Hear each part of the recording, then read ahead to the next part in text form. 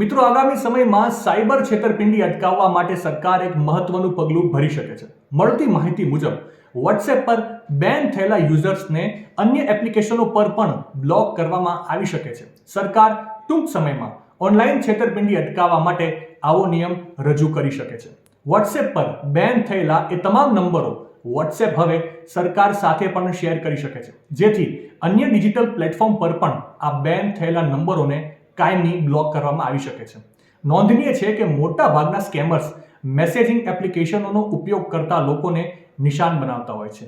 એકવાર એકાઉન્ટ બની જાય પછી તેને સિમ કાર્ડ વિના પણ એક્સેસ કરી શકાય છે, અને આ જ કારણથી છેતરપિંડીની ઘટનામાં છેતરપિંડી કરનારને ટ્રેક કરવું ખૂબ જ મુશ્કેલ બની જાય છે. ત્યારે હવે જો આ નવો નિયમ આવી જાય છે તો WhatsApp પર બેન થયેલા યુઝર્સ પાસે અન્ય કોઈ વિકલ્પ રહેશે નહીં, અને સરકાર દ્વારા તેમને અન્ય એપ્લિકેશનો પર પણ કાયમ માટે બ્લોક કરવામાં આવી શકે છે. માહિતી સારી લાગી હોય તો રીલને વધારે શેર કરજો, અને આવી જ અવનવી માહિતી માટે સંદેશ ડિજિટલ સાથે જોડાયેલા રહેજો.